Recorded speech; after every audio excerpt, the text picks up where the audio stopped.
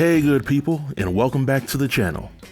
It's a wonderful Sunday afternoon, and in just a few moments, you're going to hear my thoughts and feelings on episode 4 of one of the craziest shows that I've ever seen on TV called Marry Me Now. It's a show that tries to muscle men into accepting a marriage proposal from a woman and get married on the same day. I will say that this episode was definitely the slobber knocker that I've been waiting for, and it did not disappoint.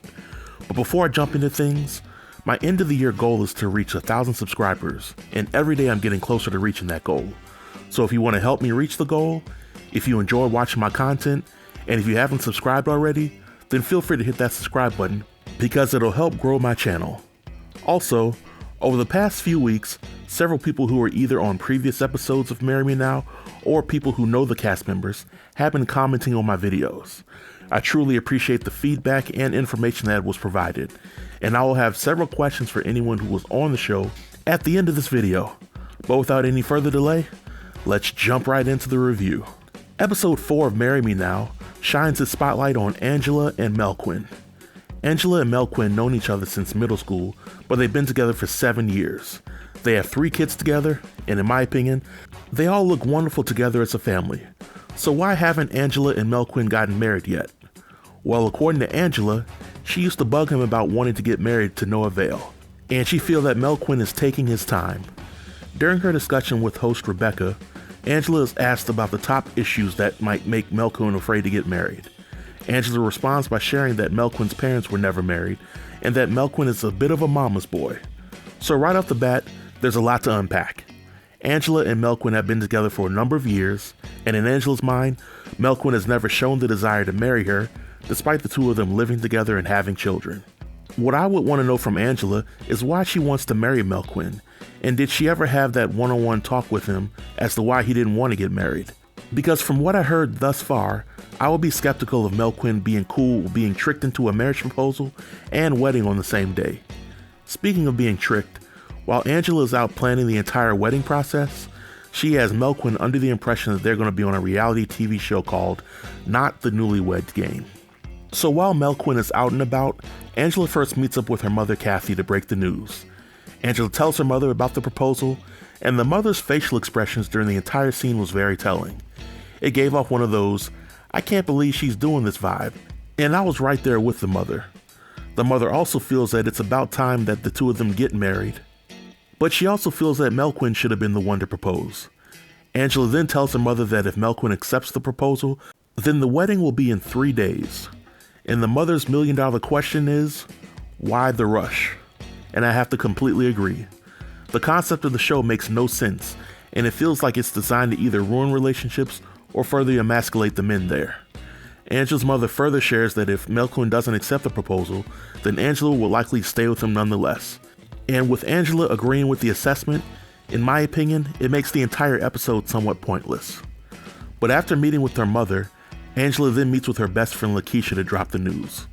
Lakeisha is so shocked and surprised by Angela's plan that she literally laughs without uttering a single word during her entire one-on-one scene with Angela. Next up is Angela's brother Roderick. She meets with him to break the news, and the brother is in complete disbelief because he believes that Melquin should have been the one to propose. But while Roderick voices his concerns about Angela's plan, he still vows to support her through the process, which is what any good brother would do. Angela then meets up with Melquin's half-sister Condra. She breaks the news to the half-sister, and the half-sister is also on team men should propose. What I found interesting is that the half-sister used a lot of nonverbals during the scene, because I could tell that she really wanted to speak her mind, but being on camera and in front of mixed company may have prevented her from doing so. Towards the end of the scene, the half-sister hints to Angela that Melquin may have planned to propose to her, and she also told Angela that Melquin may feel embarrassed with the whole process because he was the one who should have proposed. And so far, Angela has 3 family members who voiced hesitancy and one bestie who laughed at her plan to propose without saying a word.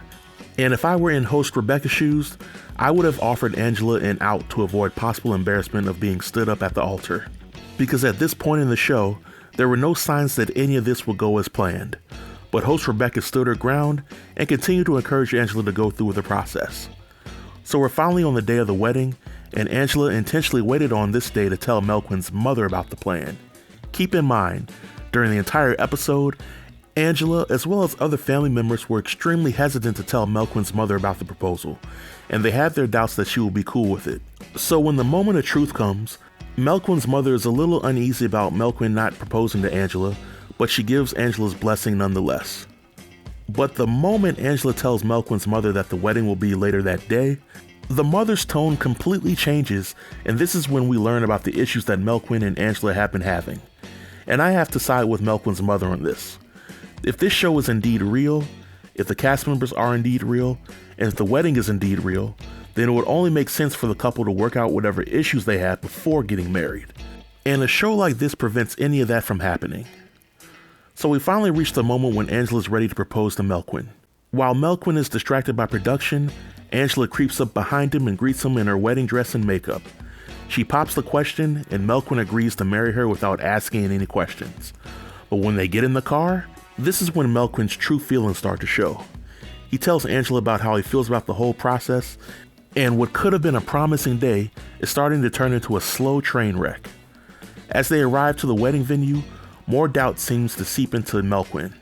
It doesn't help that his mother was in his ear expressing her views about Angela and the need for her to treat him like a man, as well as Melquin needing to be the one to propose. But I ultimately feel that Melquin's mind was already made up the moment he stepped foot in that car. Melquin then meets up with Angela, her mother, Rebecca, and company, and he tells them about his decision not to want to get married. And Angela's mother isn't too happy about it. Now I can see the point of view of Angela's mother in this, because her daughter has been shacking up with the same man for 7 years, and she has 3 kids by him. So naturally, there's no reason why in her mind they couldn't get married. But Melquin's decision to say no to the wedding breaks Angela to the point that it makes her cry. And I feel somewhat sorry for Angela, because I know that she wanted to get married more than anything in the world. But unfortunately, when she agreed to do this process, she essentially made everything about her and disregarded Melquin's feelings about the matter. But the episode ends in tragedy as Angela's friends and family rally to her side and view Melquin as a good-for-nothing mama's boy. On a scale of 1 to 10, I will give this episode a solid 6. This was the first episode I felt comfortable watching this season because everyone that Angela interacted with reacted in a realistic manner, and the episode ended as expected. But after watching the episode, there are several questions that I have for people that have been on this show. First, are these marriages legal marriages, in the sense that people have to apply for marriage licenses right afterwards, or are the weddings just for show? Second, how much of the show is truly edited or scripted? Third, does the show pay for everything? And finally, how many people are truly allowed to come to these weddings? And with that being said, this marks the end of the review. If you have any questions or comments about the review or the show, feel free to leave them in the comment sections below, and I'll be sure to reply to each and every comment. Until next time, stay tuned and stay safe. Peace.